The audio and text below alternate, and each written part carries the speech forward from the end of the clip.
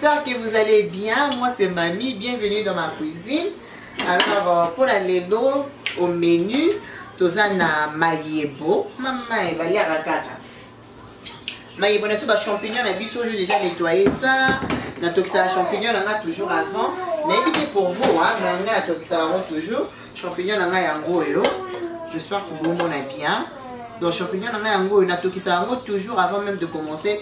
Il y a pour là yango. Donc dès la tokisa bongo donc sur moi mai yango na kuwaka. On épicé on na épicé na tokisa yango na moi bouillon de poulet nanga. Mayebo nanga. Pourquoi moi épice à des côtes na carte mais bien nettoyé. Donc d'abord il y a maïka ya liboso.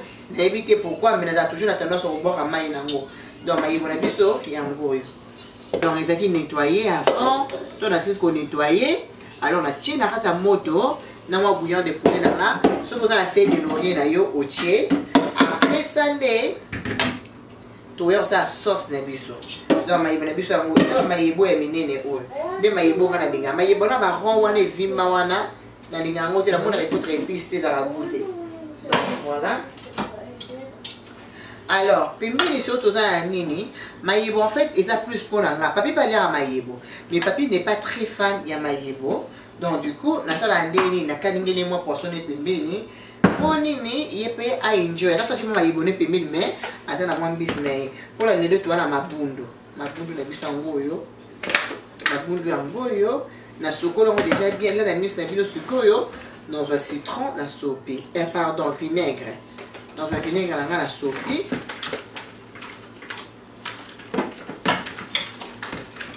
Donc dès que vous avez bien, dans ma période ma quasi coronavirus ou maladie mort satanique. Donc il faut qu'on sente la mingi qu'on couvre bana na makila Yesu, qu'on se couvre na makila Yesu masia. Nous amener mon battre les par excellence. Puis le biso il y a battelité. Waouh battre là ensemble ça la prendre. Biso que les enfants de Dieu, tout dans la besoin de faire paniquer. Au paniquer pourquoi? Dans le monde, na sokola ki wana, na mbola na tia suko eza pour etika na poisson. On est là pour na sokola. Là maintenant, on a une fois mafuta la ngai, maintenant faut que kalum na mafuta et ben déjà ko chauffer mais pour nous on la sauce de biso, il y a mayebo. OK. Donc, et là on est dans na mabundu na biso. Pour bien épicer ça, na kati litungulu. Donc, oyo kati litungulu, na kati ndembi, na kati céleri. Donc, litungulu, ndembi na céleri. Pour aïe na biso na ocha, ils a aïe à poussière. Parce que aïe na normal ici. Donc, du coup, on cherche moi aïe à poussière.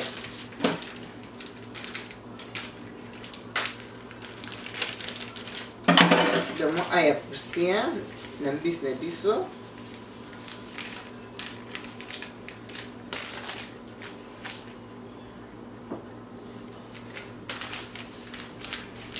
On a salé que on dernièrement mouvement à tourner sur les années.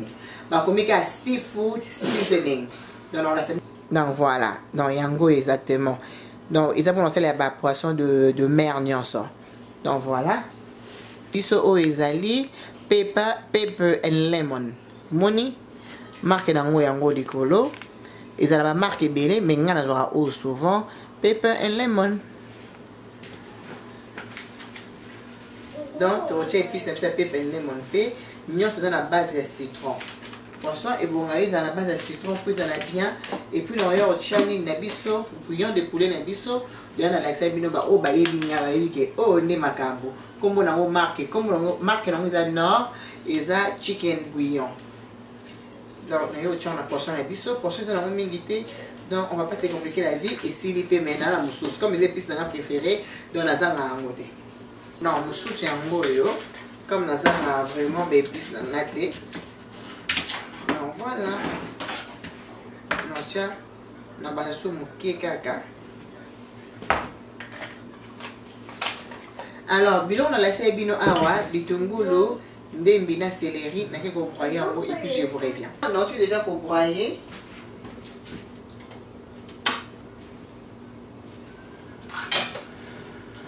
Là, vous devez montrer qui non tu peux broyer ce que légumes nanga. Non, la sabino sucre yo, tu es au tia sucre ba légumes na biso. dans le game on est la sécurité tout est ndeli ciboulette et puis tout est oignon et puis tout est céleri pour la poisson à biso.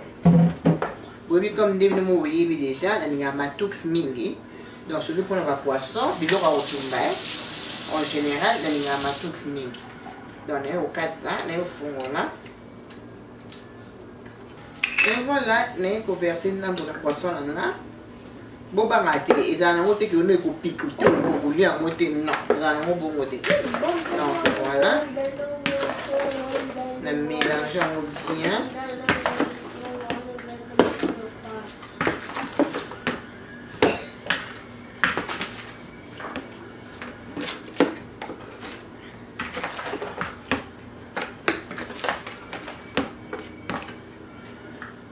Ya bosoto okali ngango ataka na kuanga mo matungulu kali kolo balia kakaka. Je suis fière parce que les beaux lama maman a fait ça la moussala donc et puis je suis fière que ma boule ça va tout musoso ndeni balama ka mingi te parce que be pisse belé awa eza de na momu.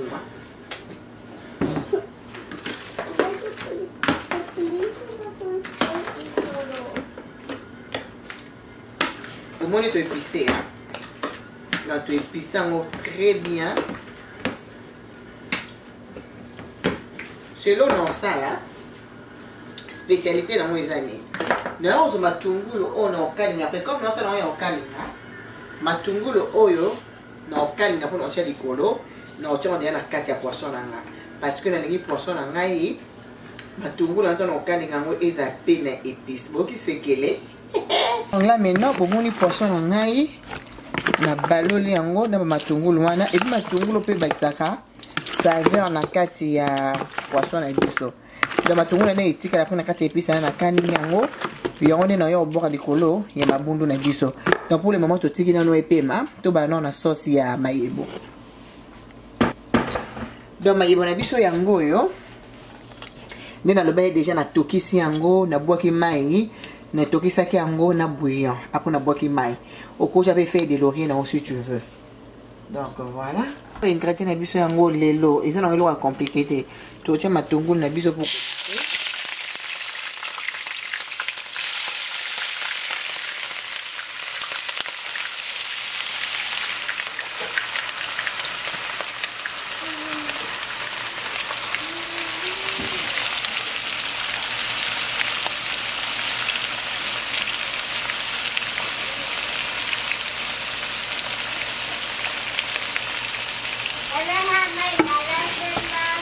oui.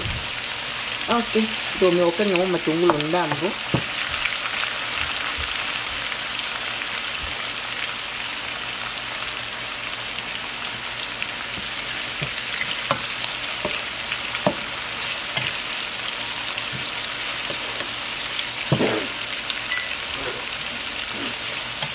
Donc toujours là, on va faire un matungulu na biso. Après ça, on va faire la tomate na biso. Dans mon recette, moi, abonnement, on va vite fait dans la complication de l'été. Parce que c'est un coup de quelque moi, je suis c'est bon. Oui, on a tout la mine pas la biso. Maman, quand on a la biso, c'est au mine. Maman, quand on a la recette au mine, pas la biso. On a nani, mayebo, dongo, on a pizza. Eh, maman tu sois l'ami bon nak mon mayo kantunga. Tunga biloko elengi osaranate. Ok, là maintenant na mon tomate c'est ready. Et par matungulu na biso, ce que on a eu tia tomate na ngai, tomate frais. Et puis ba oyo eza ba solo. Mais oyo da solo chinois. Bon, tu n'as pas solo ndeni, ba solo chinois eza bon. Mais va solo on a bien. Donc tu as bouilli. Et puis là non ça là, non tiens moins tomate au ndam. Oh peut-être la tomate frais mais à broyer. Non tiens on capo chose dans les apés mété na tiens ndambo.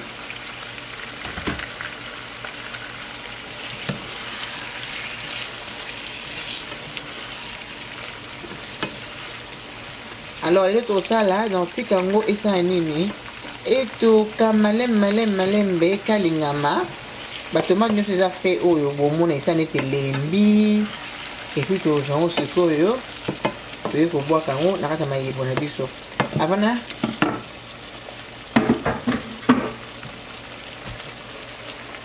alors na kati ya mayebo na biso towana mbisi na biso moi mbisi na biso déjà natikeli yango mpo mayebo na ngai ezala na mbisi ebele donc natie mbisi na nga na kati ya mayebo na nga mbisi na biso yango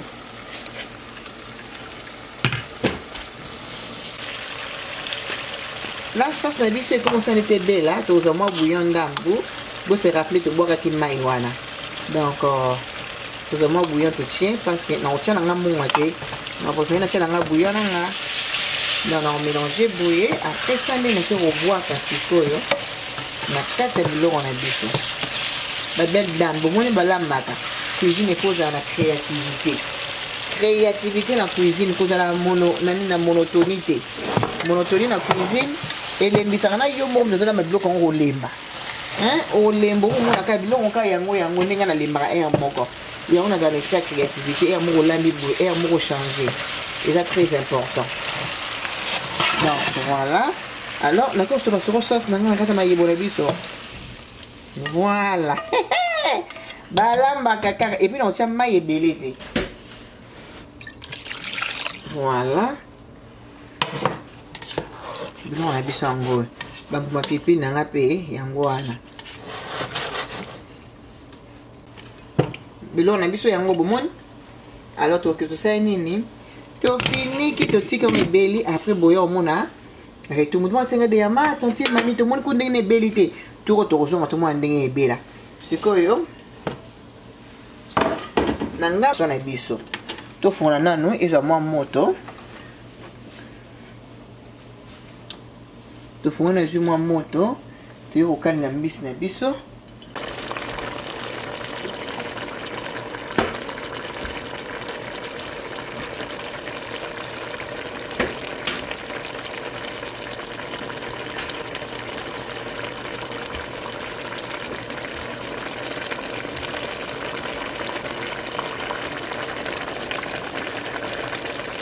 ok la portion na biso sikoyo tokomi prêt ya kokalinga yango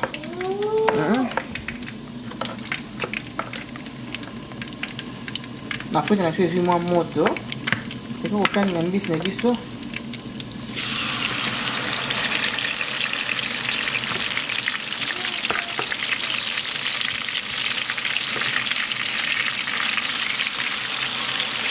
et puis il faut kozala ke kalinga bien mpe poisson ekalingana bien soki kalinga eza mavwanga poisson ekalingana bien te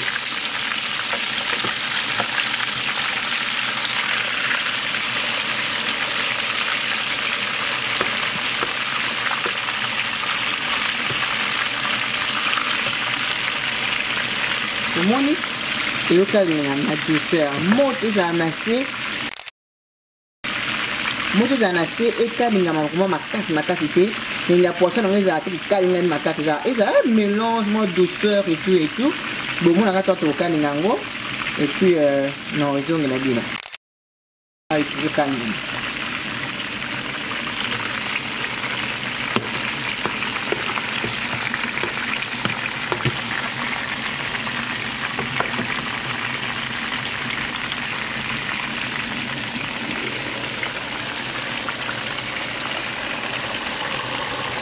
ok ya biloko na biso bomoni ndenge ezotoka bomoni vapeur nde esala elingi bomoni ezotoka biloko na biso ezotoka na kimia donc oyo mayebo na biso na mbisi ya kokauka babelle dame salela papa bobwaki bambuma pilipili na weekend boye mwa makemba batokisa pembeni fufu papa okoma kaka kosanjola basanjolaka kaka boye nde balambaka ya swaswa ndako no ya bana na yo mado oui mais de temps en temps restaurant oui de temps en temps nabakisa mwa mai ndambo kaka mpona permettre solo na nga elemba yo nabakisi mwa mai donc totika yango ebela après bomona sikoyo ndenge nini kozalela na suka nango tofiniki lisusu oyo ebeli Moi, tout le monde a dit on a planté à prendre. Voilà, on a dit qu'on est béni.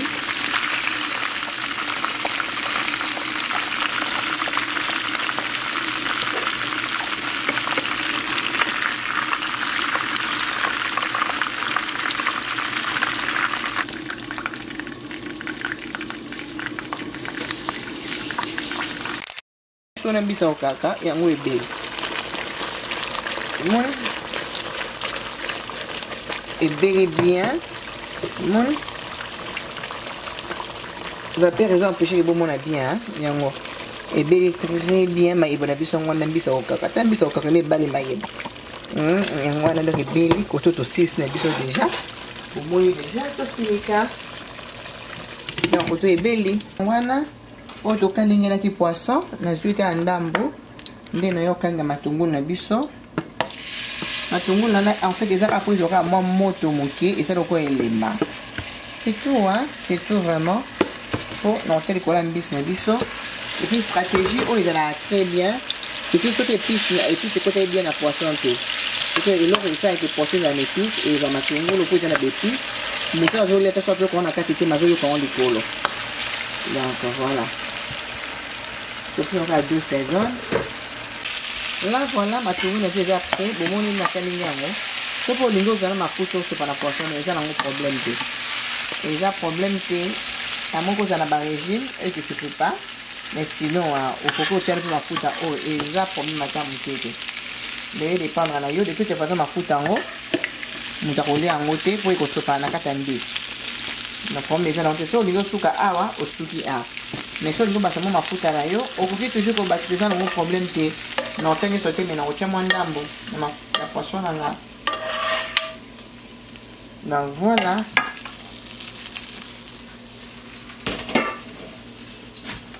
Bon, mon poisson. Vous ça n'a et que c'est ni. Moi, c'est pour la créativité. Donc, au moins, que non, on t'a oublié poisson. Il y a faux poisson, et ça, il y a sens. Mettons, on t'a oublié en gros, azane sengo, parce que il a mis du toko, et puis ça met très bien, et puis ma tunguro sur les colonnes, et ça, dans son charme. Donc, moi, ton papa, dans la route, comme ça, là, allez, boy, n'a pas yébonné, c'est bon. Alors là, maintenant, et ça, tout ça, ma kimba na biso. Pour que les juniors, comme papa, bon, à zati, il y a ma kimba, tu décides de rouler en haut, n'a ma kimba, ma kalinga.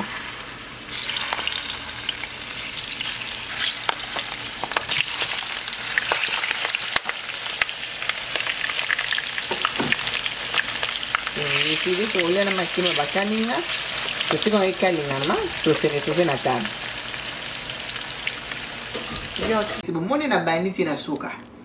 Donc, il n'y a pas d'habitude, c'est comme ça que nous roulons.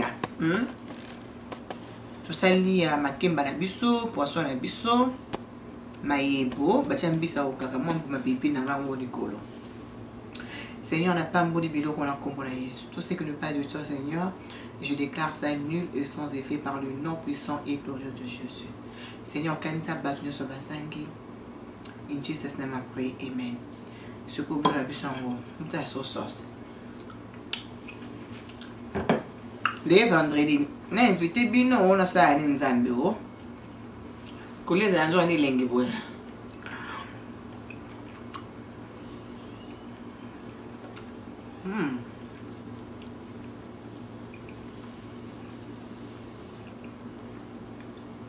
Na fona restaurant on ni na bingsa ba membre réunion sa famille à YouTube. Tu m'as que mon poisson de les gars.